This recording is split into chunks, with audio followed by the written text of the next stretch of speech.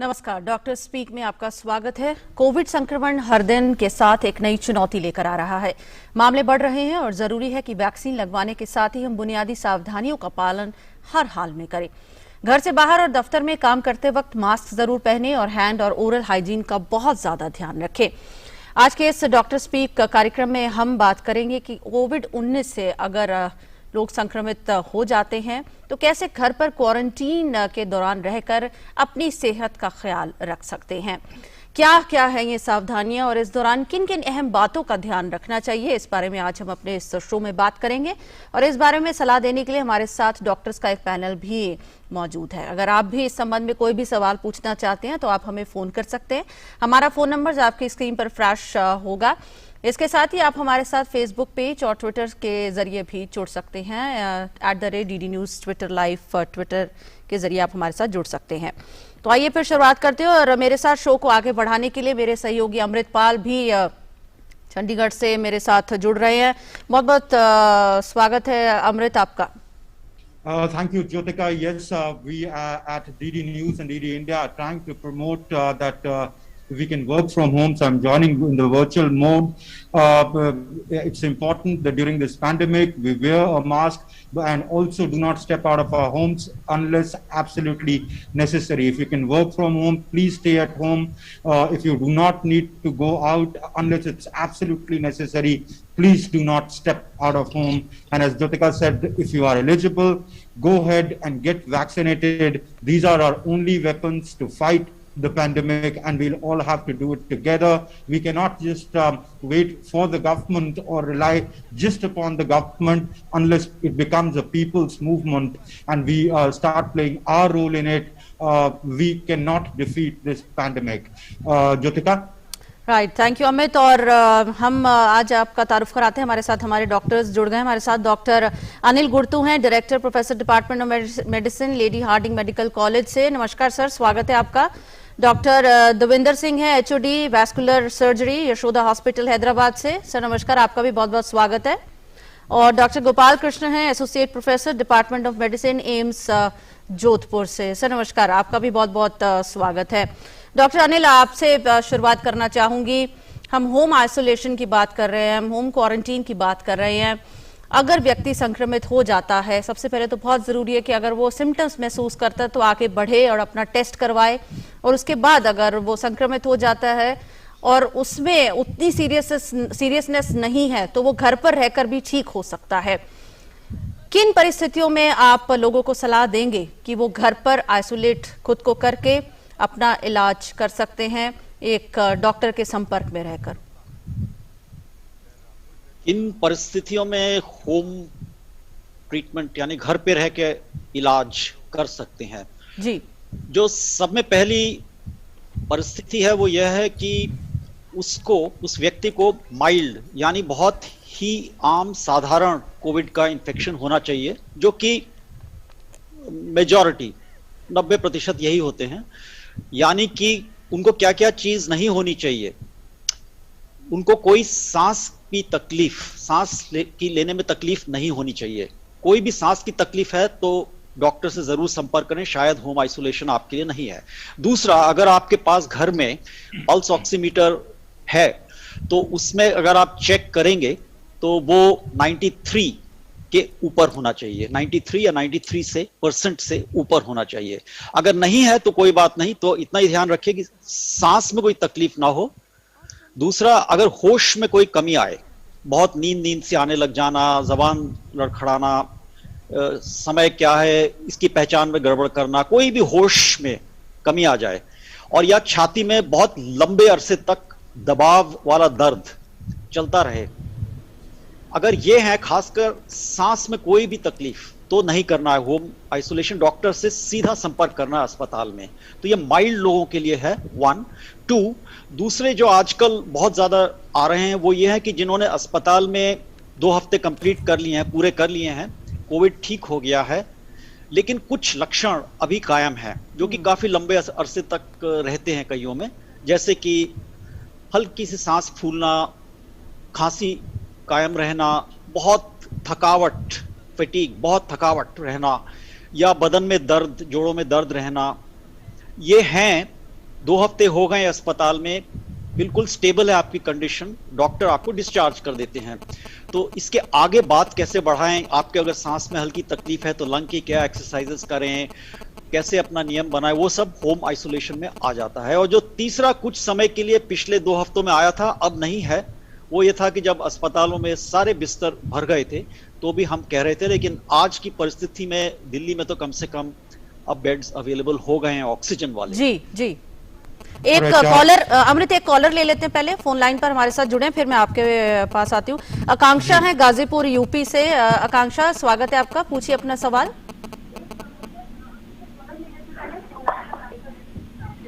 हाँ सर। आकांक्षा जी, सबसे पहले आप अपने टीवी सेट की जो वॉल्यूम है उसे म्यूट पर डाल दीजिए। सर मैम वहाँ से हम हट गए हैं। राइट, प्लीज गो अहेड, बताएं। हाँ मैम, सर वो ये बोलना था कि मैं प्रेग्नेंट हूँ और 3 महीने हो चुके हैं, और 3 महीने कंप्लीट होने के बाद मैं आज अपने गाजीपुर के जिला अस्पताल में गई थी, मतलब रूटीन चेकअप के लिए। और मैं वहाँ से जब आई हूँ घर पे तो मुझे मतलब हल्की हल्की ठंडी जैसा लग रहा है, और गले में मतलब खराश हो रहा है, और अंदर से ऐसा लग रहा है कि फीवर हो जाएगा। और तो मतलब इसी बारे में जानना था कि कहीं। डॉक्टर देवेंद्र सिंह आपके पास आते हैं। हाँ जी, ऐसा है, देखिए इस माहौल में जब चारों तरफ कोविड है, थोड़ा बहुत भी कुछ होने से हमको ये लगता है कहीं कोविड ना हो गया या कोविड ना हो जाए। ऐसी परिस्थितियों में अभी आप प्रेग्नेंट हैं, 3 मंथ्स हैं, मेरे ख्याल से अभी आपको थोड़ा सतर्क रहना पड़ेगा। आप अपने सिम्टम्स को थोड़ा देखिए। अगर फीवर, जैसे कि डॉक्टर साहब ने पहले बताया, अगर आपको फीवर है उसको मॉनिटर कीजिए। आपका जो SpO2 लेवल है, ऑक्सीजन का लेवल है, उसको मॉनिटर कीजिए, और ये मॉनिटरिंग आपकी चलती रहेगी, देखते रहिए। इन केस अगर आपको लगता है कि ये माइल्ड एक फ्लू टाइप का है तो कोई बात नहीं, लेकिन अगर कंटिन्यू रहता है तो आपको डेफिनेटली किसी न किसी मेडिकल प्रैक्टिशनर की जरूरत पड़ेगी। एक चीज जो मैं बहुत ही आपको बताना चाहता हूँ, प्रेगनेंसी के दौरान प्रेग्नेंट जितनी भी लेडीज हैं, pregnancy itself is a hypercoagulable state. इस स्टेज में क्या होता है कि आपके बॉडी के हार्मोन्स बहुत ज्यादा चेंजेस होते हैं, और हार्मोनल चेंजेस की वजह से आपके अंदर क्लॉट बनने की क्षमता बहुत ज्यादा रहती है। तो सारे लेडी जो प्रेग्नेंट हैं उनको इस बात का बहुत ध्यान रखना पड़ता है। आप लंबे समय तक बैठे मत रहिए, थोड़ा घूमिए, थोड़ा हाथ पैर को हिलाते रहिए। आपको लगे कि आपके हाथ पैरों में स्वेलिंग ज्यादा आ रहा है तो थोड़ा सा उस चीज को ध्यान में रखने वाली बात है। अभी फिलहाल ऐसा है, जिस तरह के आपने सिम्टम्स बताए हैं, मेरे ख्याल से आपको ज्यादा डरने वाली बात नहीं है। थोड़ा मॉनिटरिंग की जरूरत है, आप अपने आप को मॉनिटर कीजिए। All right, Dr. Gopal Krishnan, let me bring you in. We're doing this show today on home care during COVID. So if you're infected by COVID and are a mild case and are treating yourself in home isolation, if you could list out the do's and don'ts, what should a patient do and what shouldn't a patient do, and when is the time to, panic, when to go to the hospital, what stage should one do that? First of all, I think that the most important thing is not to panic. It is very important that we control our sympathetic drive. Whenever we get a report of COVID positive, there should be no panic. First of all, 90 to 95% patients can be managed at home with proper monitoring and care. The first thing that they should check is that they should check their temperature, they should check their saturation, SpO2, and if the disease is mild in category with SpO2 more than 93, then they can be home isolated easily. For home isolation, a primary requirement is a separate room with a attached latrine bathroom. So if possible, a separate room which is well ventilated, has a separate latrine bathroom should be given to the patient. All the persons who are living in the same house should wear mask. It is very important to stop indoor transmission of coronavirus. So it is advised that these persons should always wear the mask. The person should be regularly monitored. Whosoever goes near the person should be wearing N95 mask, and there should be a regular monitoring of the saturation, respiratory rate. If there is any respiratory distress, of the mental status. If the patient is taking adequate hydration, I think the importance of rest and hydration cannot be overemphasized. At least 33% of the patients who become serious can be avoided if they take adequate rest and hydration. So adequate rest, hydration, proper nutrition with good proteinaceous diet, balanced diet is a must. If we follow this thing, I think most of the persons can be taken care of at home. So the need is to check temperature, check saturation, check whether the person is taking adequately symptomatic treatment for loose motions, vomitings, throat pain and nasal congestion. And I think that more than 90% of the patients can be very easily managed at home. Right doctor गुर्दो, आपके लिए खासतौर पर Facebook पे R K. Goyal जी का एक सवाल आया, पूछना चाह रहे हैं। इनकी बेटी 36 साल की हैं, 50 किलो वेट भी बताया है। Got her first dose of Covishield vaccine yesterday in IIT Kanpur at 11 a.m. She felt feverish at night and took one tablet paracetamol 500. She felt uneasy and low in energy the whole night. When we measured her BP early in the morning, it was low as 75 by 45. So she consulted one of the known doctors who advised to take ORS solution, coconut water, etc. and tablet Combiflam instead of paracetamol.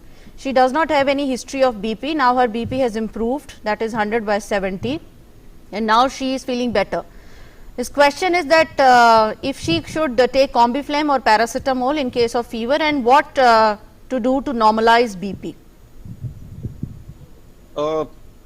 Her symptoms of fever, fatigue, headache, these are very normal and typical symptoms that occur after vaccination, and it's nothing bad about them. They tell us that the vaccine has worked on you, your immune system is responding. So they will go away in 42 to 3 days, definitely, nothing to worry. Probably you won't need the next tomorrow's dose. So first try out paracetamol, 500 milligram if you are taking one every 6 hourly. This is an over-the-counter drug, you don't need a doctor's prescription. Or you can take maximum of 2, that is around 4 grams. If paracetamol does not work, then you can take that combination with ibuprofen or naproxen, that combination.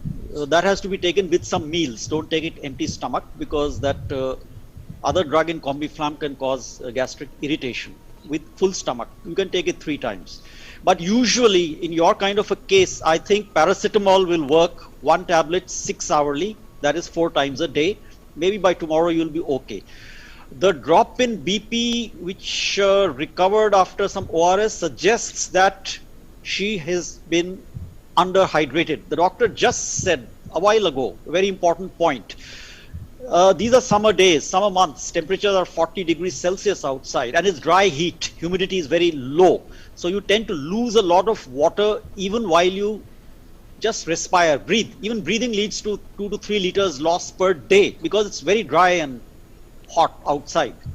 So because of that, everyone should take at least 8 glasses of water, ideally 10 per day. And before you go out, drink a glass of water. Monitor your hydration by your color of your urine. If the color of the urine gets dark, dark yellow, deep yellow, darkish, that means you are underhydrated by a huge amount.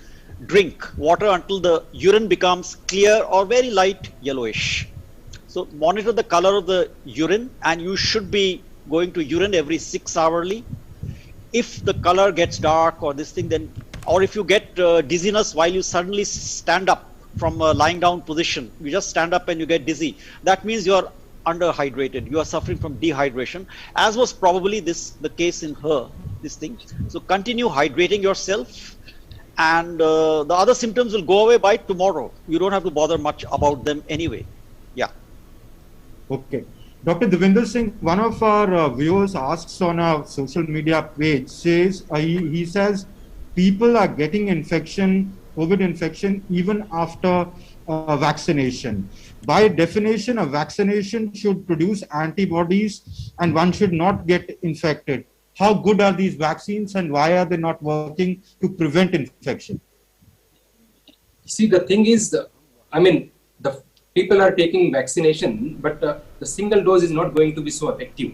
We have to have 2 doses of vaccination, and that too after second dose, the good amount of antibodies will start forming and maybe fighting with the virus after 3 to 4 weeks.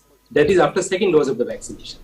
So what is happening is during the first dose of the vaccination, people are rushing towards the center, and then no social distancing. There is always a chance of getting an infection during that period, and maybe that is the reason that people are catching infection. And as I said, the first dose itself is not sufficient to have that much of antibodies to fight with the COVID-19.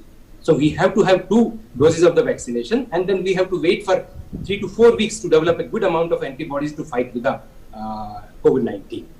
Right हमारे साथ एक दर्शक जुड़े हैं phone line के जरिए, समीर जुड़े हैं आंध्र प्रदेश से। जी समीर जी, स्वागत है, पूछिए अपना सवाल।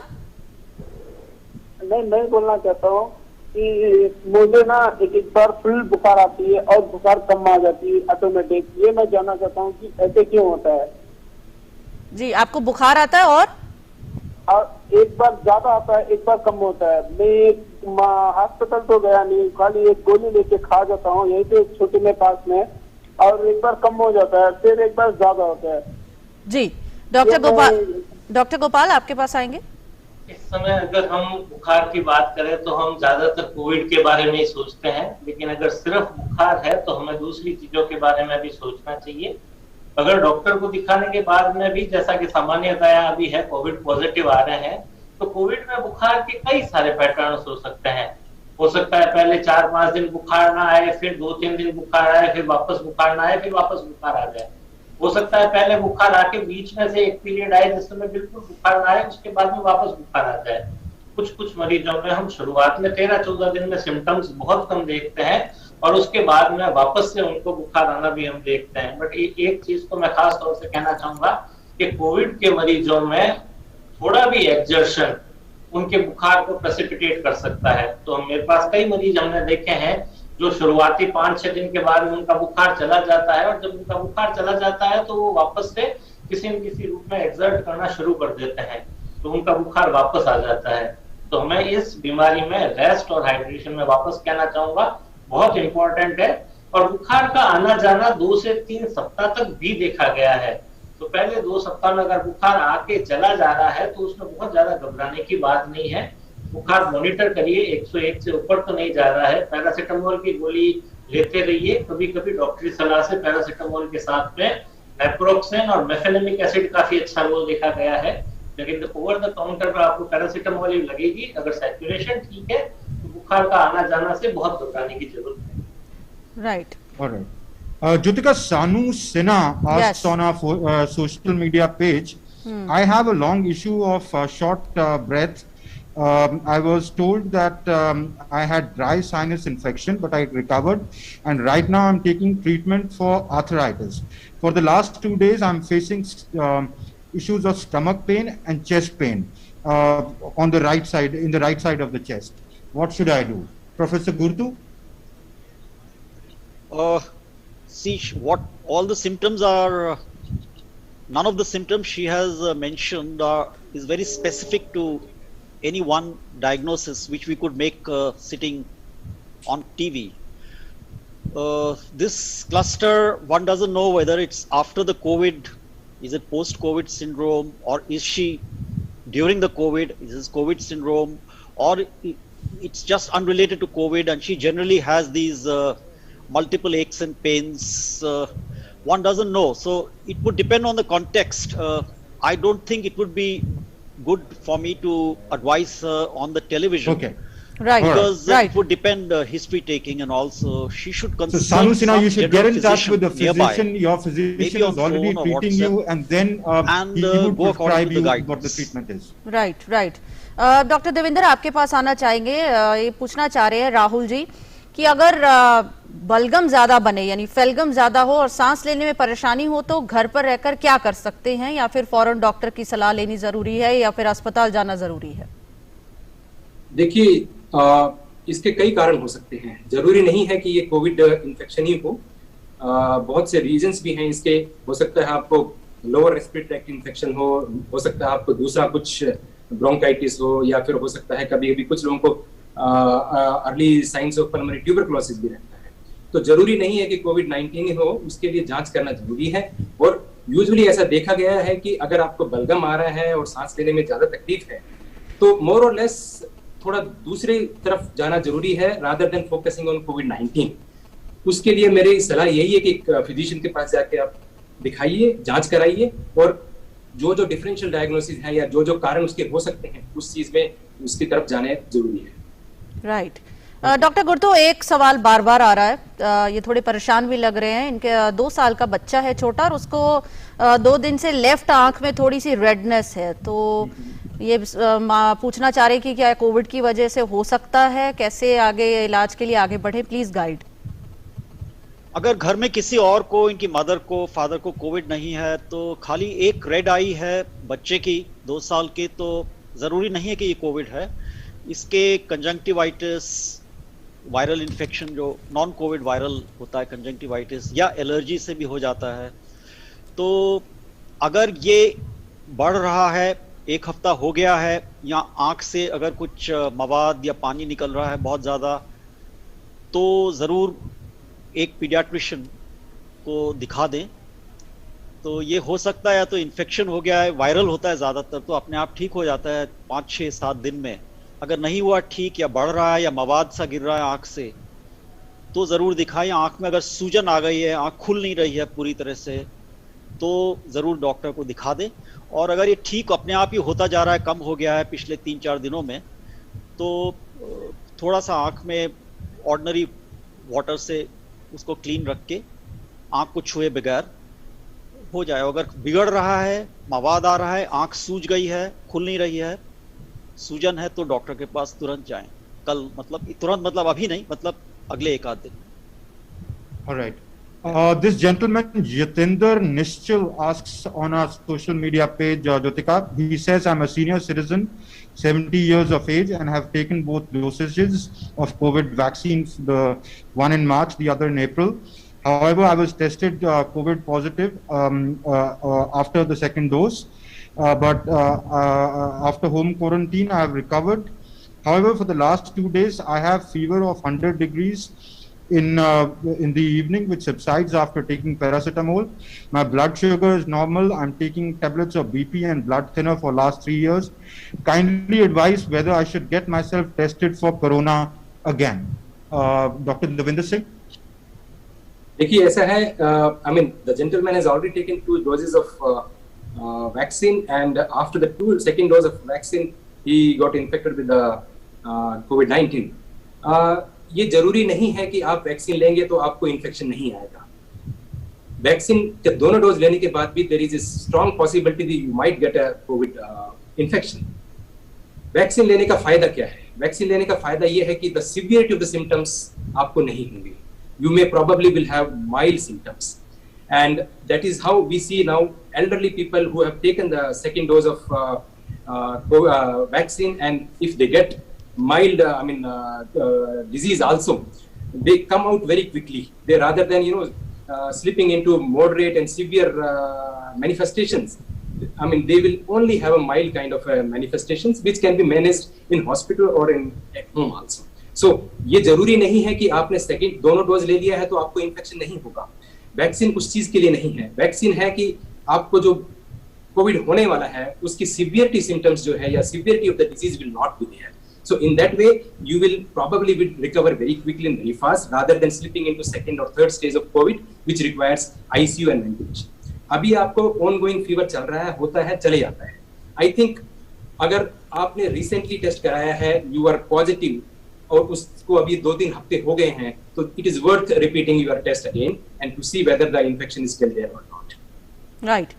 डॉक्टर गोपाल आपके पास आना चाहते हैं, ये पूछना चाह रही हैं कि इन्हें यूटीआई इन्फेक्शन है, तो क्या ये वैक्सीन के लिए बढ़ सकते हैं आगे?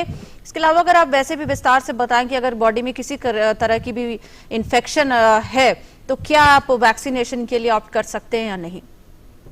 साधारणतया किसी तो हल्का इन्फेक्शन यूटीआई जैसा है तो हम ज्यादातर ये एडवाइस देते हैं कि वो एक्यूट इन्फेक्शन निकल जाए, उसके बाद में ही वो वैक्सीनेशन कराएं।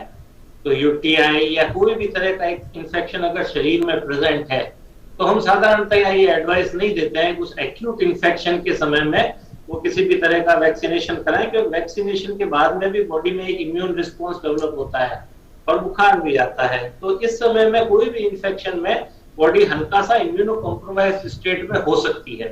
तो यूजुअली हम ये कहते हैं कि कम से कम वो एक्यूट इन्फेक्शन ठीक हो जाए, ये बुखार उतर जाए, उसके बाद ही इनको वैक्सीनेशन के लिए जाना चाहिए।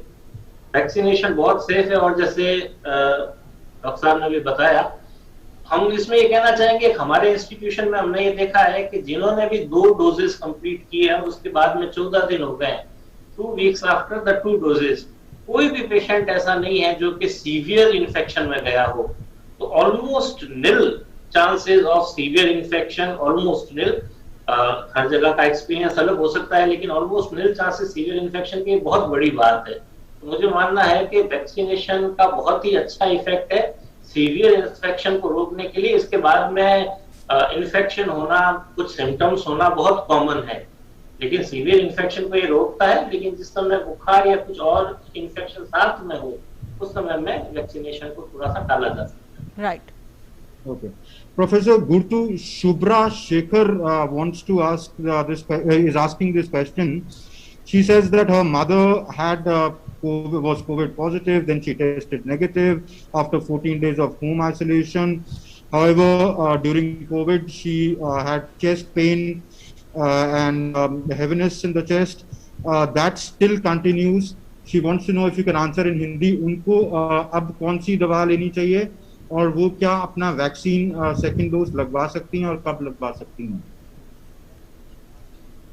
जो छाती में दर्द है, अब ये किस प्रकार का दर्द है उस पर सब कुछ निर्भर करता है कि कितनी गंभीरता से हम इसको लेते हैं।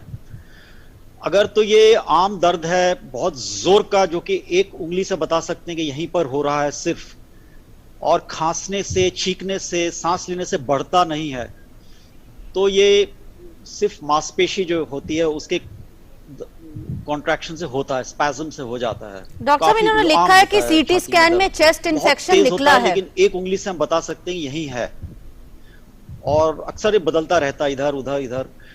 लेकिन इसमें कभी भी खांसी से, सांस लेने से, छींकने से, उसमें अगर ये दर्द बढ़ रहा है, ज्यादा हो रहा है, तो ये गंभीर विषय है, इनको जाके मिलना चाहिए। अगर ये दर्द हल्की फुल्की जो बदहजमी होती है उससे कई बार इधर ऊपर नीचे एसिडिटी टाइप का दर्द होता है, वो भी आम होता है, सबको पता होता है वो कब होता है।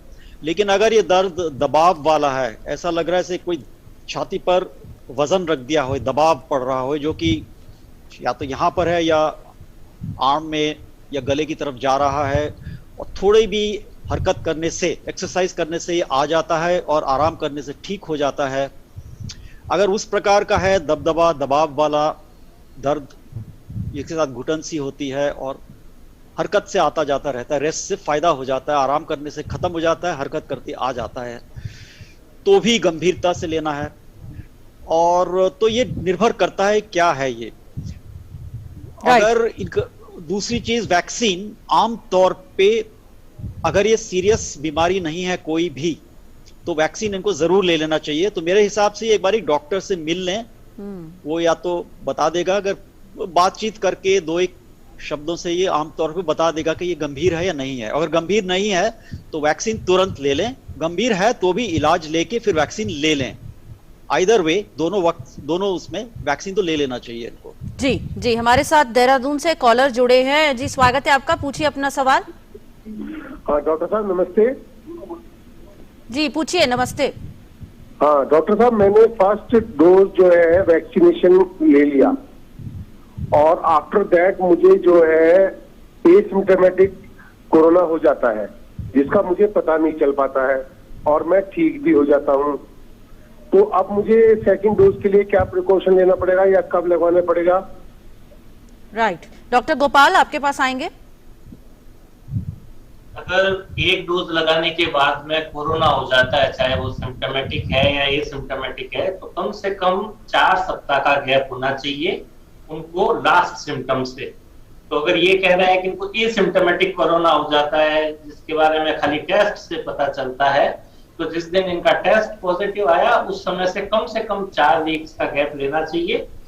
ये सरकार की गाइडलाइन 4 से 12 वीक्स है। मेरा ये मानना है कि करीब 2 महीने का गैप लेने के बाद में ही दूसरी वैक्सीन लगानी चाहिए।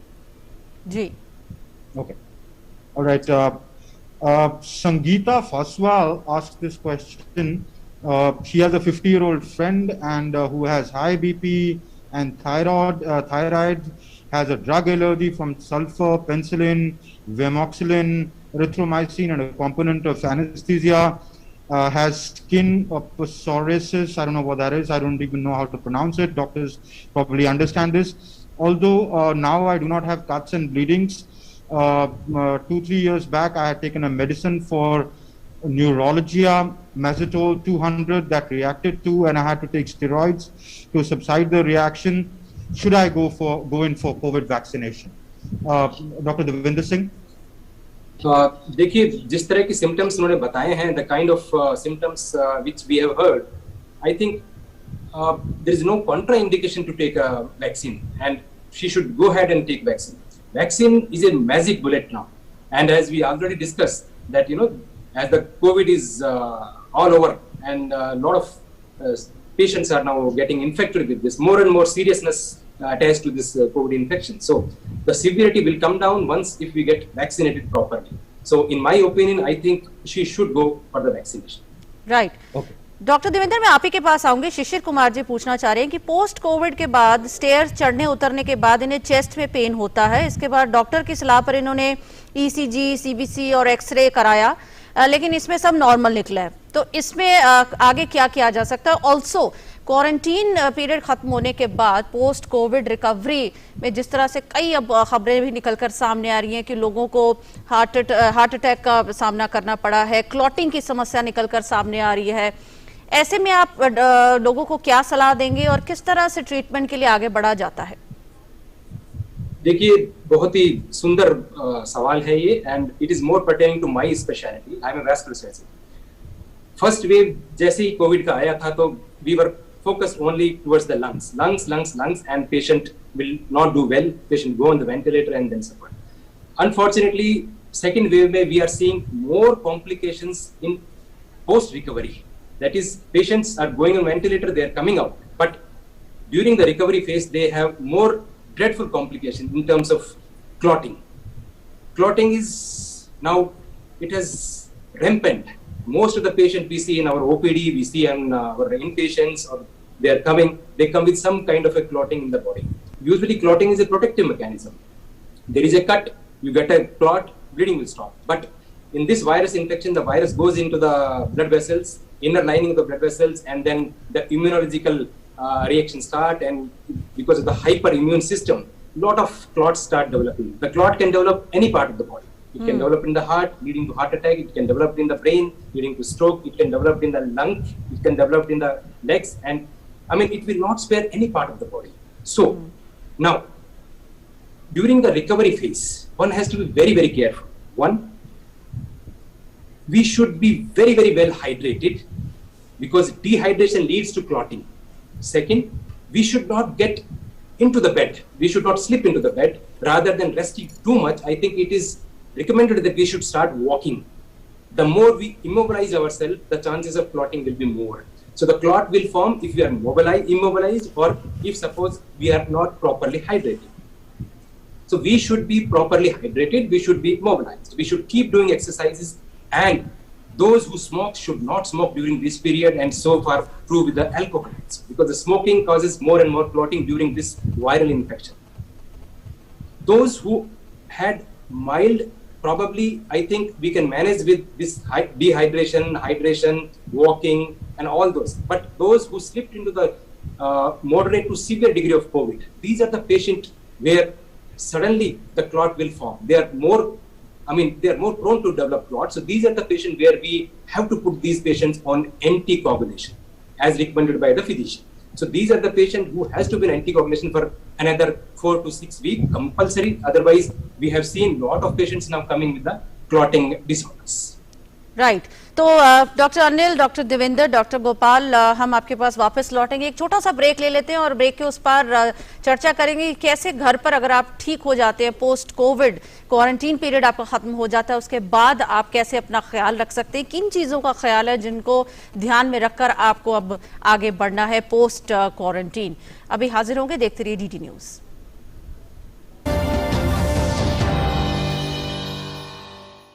प्रधानमंत्री फसल बीमा योजना के अंतर्गत फसल की बुवाई से लेकर फसल कटाई तक पूरे फसल चक्र के दौरान जोखिम के कवर को प्रदान किया जाता है। स्थानीय आपदा या फसल कटाई के बाद नुकसान की स्थिति में बीमित किसानों द्वारा 72 घंटे के भीतर इसकी सूचना बीमा कंपनी, क्रॉप इंश्योरेंस ऐप, संबंधित बैंक या फिर राज्य सरकार के अधिकारियों या बीमा कंपनी के टोल फ्री नंबर पर देना आवश्यक है।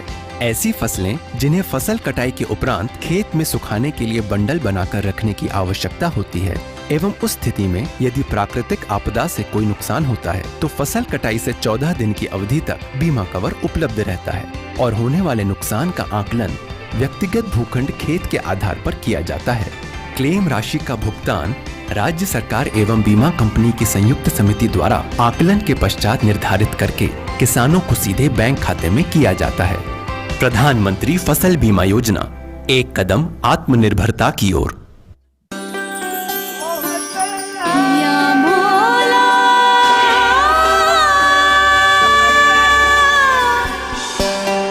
हर त्योहार अमूल दूध पीता है इंडिया। माँ कब आएगा? अभी आएगा। अरे बोलो ना माँ, कब आएगा? बोला ना, अभी आ जाएगा। ये ले, आ गया कुआं। अरे कुआं नहीं माँ, हमारे घर नल से जल कब आएगा? नल से जल? अरे गुड्डी, बहुत जल्दी आएगा पानी। जल जीवन मिशन आ चुका है। हम एक कदम उठाएंगे तो सरकार 10 कदम उठाएगी। सच? तुम्हारे मुंह में घी शक्कर। घी शक्कर नहीं माँ, स्वच्छ जल। 2024 तक देश के सभी 19 करोड़ घरों में पहुंचेगा पीने का साफ पानी। अब होगा हर घर जल। जल जीवन मिशन, जल शक्ति मंत्रालय, भारत सरकार। क्या शर्मा रहा है? दांत खाज खुजली है, हमें भी होती है। जालिम लोशन मुझे दादी ने दिया और बोली चर्म रोगों पर पड़े भारी। जालिम लोशन है पुराना खिलाड़ी, जो पुराना वही बेहतर है। जालिम lotion, fastest, trusted, tested, PDO से। जालिम लोशन। ब्रेक के बाद आपका स्वागत है। आप देख रहे हैं डॉक्टर स्पीक और आज हम बात कर रहे हैं कि किस तरह से अगर आप कोरोना से संक्रमित हो जाते हैं तो आप घर पर रहकर भी अपना इलाज जो है डॉक्टरी सलाह की निगरानी में कर सकते हैं। और बात करने के लिए हमारे साथ 3 मेहमान जुड़े हुए हैं। डॉक्टर अनिल गुर्तू हैं, डॉक्टर देवेंद्र सिंह हैं, डॉक्टर गोपाल कृष्ण और साथ ही मेरे सहयोगी अमृतपाल भी मेरे साथ जुड़े हुए हैं अपने घर से। डॉक्टर अनिल, आप ही के पास आऊंगी। जिस तरह से अभी डॉक्टर देवेंद्र बता रहे थे कि किस तरह से जो ब्लड क्लॉटिंग की समस्याएं या कुछ एक हार्ट अटैक्स के इशू भी हैं जो पोस्ट कोविड निकलकर सामने आए हैं, एक बहुत नॉर्मल जो सिम्टम्स सुनने में आ रहे हैं पिछले काफ़ी समय से पोस्ट रिकवरी, वो है पूरे बदन टूटना, बॉडी एक होना, भूख कम लगना और साथ ही साथ कमजोरी फील होना। तो क्या आप कारण मानते हैं इन सब सिम्टम्स का पोस्ट रिकवरी और कैसे इससे रिकवर किया जा सकता है? कैसे खाने पीने का ध्यान रखा जा सकता है और क्या कुछ और प्रिकॉशंस लेने की जरूरत है? ये जो कोविड के रिकवरी के बाद जो ये सिम्टम्स आते हैं उसके लिए क्या किया जाए? मैं कोई खास नई बात नहीं कहूंगा। अभी जो आधे घंटे पे डॉक्टर देवेंद्र और डॉक्टर गोपाल ने काफी इस विषय पे संकेत दिए हैं, तो उन्हीं को एक ढांचे में ढाल के आपके सामने रख सकता हूं। पहली चीज यह है कि कोविड के बाद 3 या 4 जैसे अभी बताया एरियाज में गड़बड़ हो सकती है। पहला है आपके दिमाग, आपकी मानसिकता, साइकोलॉजी या और दिमागी तकलीफ। दूसरा है फेफड़े, लंग्स। तीसरा जो अभी डॉक्टर देवेंद्र कह रहे थे जिस बात पे, क्लॉटिंग यानी खून का जम जाना जी। और चौथा है जो पूरे शरीर को प्रभावित कर देते हैं, जैसे कि थकान, उठ ही नहीं सकते, जो उठ के चलने ही एक बहुत बड़ी चीज हो जाती है, थकावट। बदन दर्द पूरे शरीर को अफेक्ट कर देते हैं। तो ये 4-5 चीजें हैं और इनको बचाव के लिए पहली चीज यह है कि आपको अपने जीवन में एक स्ट्रक्चर, एक ढांचे में ढाल लेना होगा आपकी रोजमर्रा की जिंदगी को। नियमित समय पे उठें, सुबह जितनी जल्दी, 8 घंटे की नींद जरूर लें, दिन में 1 घंटा भी जरूर सोएं। लेकिन इसके अलावा जैसे अभी डॉक्टर देवेंद्र ने कहा, आप हरकत करते रहें, फिजिकल एक्टिविटी।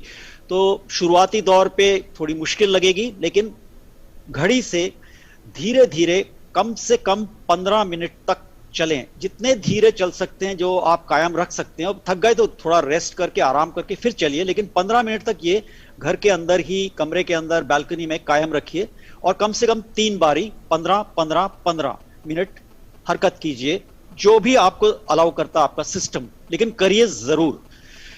उसके बाद जब ये करेंगे, 8 से 10-12 गिलास तक पानी जरूर पीजिए रोज। आजकल गर्मी बहुत है, खुश्की बहुत है, डिहाइड्रेशन बहुत हो जाता है। पहली चीज। दूसरी चीज, जितनी हरकत धीरे धीरे बढ़ाएंगे उतना आपकी थकावट और बदन दर्द ठीक जल्दी होएगा। अगर बर्दाश्त के बाहर है बदन या सिर दर्द, तो आप पैरासिटामोल ले सकते हैं, 1 गोली दिन में 4 बारी।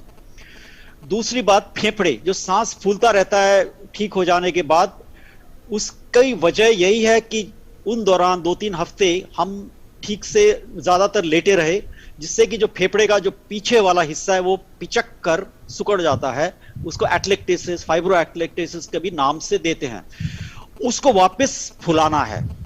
तो फेफड़ों को फुलाने के लिए जो ब्रीदिंग एक्सरसाइजेस हैं, सांस की जो एक्सरसाइजेस हैं, धीरे धीरे अंदर लेके सांस 5 सेकेंड तक रोक लें और फिर धीरे धीरे, जैसे मुंह ऐसा बना लें जैसे अगर आप सीटी बजा रहे हो, धीरे धीरे उसको वापस बाहर निकालें। ऐसे धीरे धीरे अंदर, धीरे धीरे बाहर, हर 2 घंटों में, और हो सके तो हर घंटे में कम से कम 5 से 10 मिनट ये अगर एक्सरसाइज करें, ये और चलना जैसे बताया। दूसरा है जो आपकी ब्रेन की हालात हैं, उसमें आ जाती है कि आपका मेंटल कंसंट्रेशन, मतलब एक बात पे ध्यान रखने में वो ध्यान बिखर जाता है, ध्यान नहीं रख सकते। शुरू करी कुछ बात, निकल गए कहीं और, भूल गए क्या कर रहे थे। तो ये ध्यान रखने में, कंसंट्रेशन में डिफिकल्टी आती है कई लोगों को। ये भी ठीक हो जाती है 3 से 6 महीने में। इसके लिए आपको ध्यान देने वाली एक्सरसाइजेस करनी है। जोर जोर से पढ़ें, कुछ भी चीज लेके पढ़ें, अखबार वगैरह जोर जोर से पढ़ें। टीवी या रेडियो पे सुन रहे हैं या देख रहे हैं तो उस पर ध्यान देके बाद में क्या देखा या क्या सुना वो रिपीट करें, किसी और को बताएं जी। तीसरा, जब सांस लेते हैं अंदर आप और सांस निकालते हैं बाहर, तो सिर्फ सांस पे ही ध्यान फोकस रखें। तो ध्यान की जो बढ़ाने वाली एक्सरसाइजेस हैं रोजमर्रा की जिंदगी में वो बढ़ाएं, अपने आप खुद कर सकते हैं आप। और क्लॉटिंग की बात करें तो अभी डॉक्टर देवेंद्र, डॉक्टर गोपाल दोनों ने कहा कि हाइड्रेशन, पानी अच्छा रखें। आपका जो पेशाब का रंग है वो गाढ़ा नहीं होना चाहिए, गाढ़ा है तो मतलब आपका पानी में कमी है।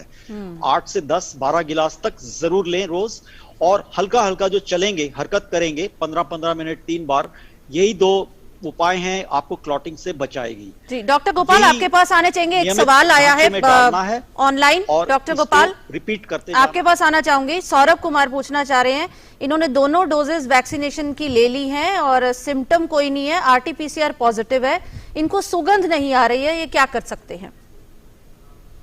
पहली बात तो दोनों डोजेज ले ली है, इसलिए इनको जो इन्फेक्शन हुआ है वो ऐसा लग रहा है माइल्ड या ऑलमोस्ट एसिम्प्टोमेटिक। सुगंध नहीं आना एक सिम्टम जो कि डिस्टर्बिंग जरूर हो सकता है, लेकिन ज्यादातर केसेस में देखा गया है कि जिन लोगों में सुगंध नहीं आना और स्वाद नहीं आना ये है, वो लोग सामान्यतया उनमें सीवियर कोविड नहीं होता है, सामान्यतया उनमें सीवियर कोविड नहीं होता है।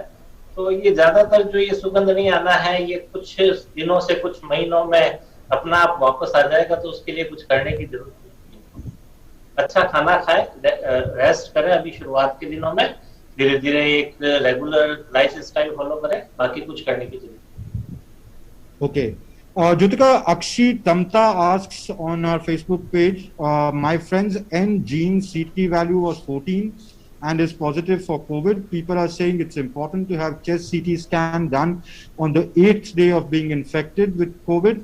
Also, blood tests, when are they to be done? Please clarify our doubts on chest CT scan and blood tests. There's a lot of confusion on this. Dr. Devinder Singh, would you want to take this question, please? See, if the patient has symptoms, and the gold standard is RT-PCR, we should get the RT-PCR done. There is a chance that RT-PCR will be a negative, because we have seen it is not 100%, the efficacy is not 100%. So if the patient RT-PCR is negative, still continue to have symptoms, I think we should go for a CT scan. CT scan will tell us whether lungs are infected or not. Always we have to take help of one and other set of battery of tests to confirm a diagnosis. If suppose CT scan has infection, RT-PCR is negative, we consider that patient is a high-risk patient and there is a likelihood of having an infection. We treat him or her as an infective patient, take all the precautions, and maybe I think time to take a good consult with a physician, and then accordingly, if suppose symptoms continue, we have to start some treatment for that also. Okay. Right. Amrit, we are running out of time, so quickly, if you can ask your last question, please go ahead. Neeraj Kale asked this question of what is black fungus, fungal infection, and how to prevent it. Right, Doctor. Yes, Jyotika. See, as I described regarding the blood clotting, now in post-COVID recovery or patient with severe COVID infection, we have two dreadful complications. One in the form of clotting and another in the form of fungus infection. Usually patients who are immunocompromised, like patient with long-standing diabetes, patient who smokes more, patients who otherwise immunocompromised, renal failure patient, obese patients, patient who are having retroviral positive patient. These are the patients, they are susceptible of getting fungus infection. Since this virus is it's a dreadful infection which involve almost all part of the body, involving all the blood vessels, and the immunity will go down. The people who already have a low immunity, there is always a chance of superadded infection in terms of a fungus infection, which will cause mycosis, mucormycosis, and these are the patients who are very, very serious patient. One has to be very careful to these set of patients. So, Dr. Anil Gurtu, how should they prevent it very quickly, sir? See, these are the patient, it is very difficult to prevent because these are the immunocompromised patient. Usually mild symptoms patient will not have these type of fungus infection. Patient with moderate or severe infection, they tend to have these kind of infection. Suppose patient has a continuous headache, continuous pain, face pain, patient is having some kind of a blurring of vision. These are the patient who has to probably go to a doctor, or under the supervision of doctor we have to get a further in terms of investigation like CT scan to find out whether there is a fungus infection or not. Otherwise it is very difficult to prevent these kind of infection. Right. So Dr. Anil Gurtu, Dr. Devinder Singh and Dr. Gopal Krishna, बहुत बहुत शुक्रिया आप तीनों का, आपने अपना कीमती वक्त हमारे लिए निकाला और हमारे दर्शकों के सवालों के जवाब दिए और बहुत महत्वपूर्ण जानकारी हमारे दर्शकों तक पहुंचाई। बहुत शुक्रिया। अमृतपाल, आपका बहुत बहुत शुक्रिया, घर से हमारे साथ जुड़े और मेरे साथ इस प्रोग्राम को आगे बढ़ाया। सभी का बहुत बहुत धन्यवाद।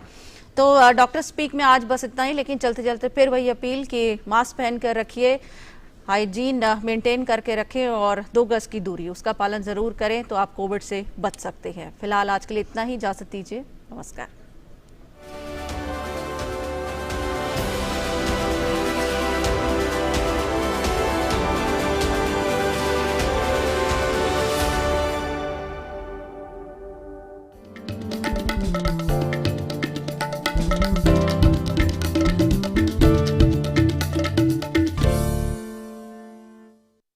प्रधानमंत्री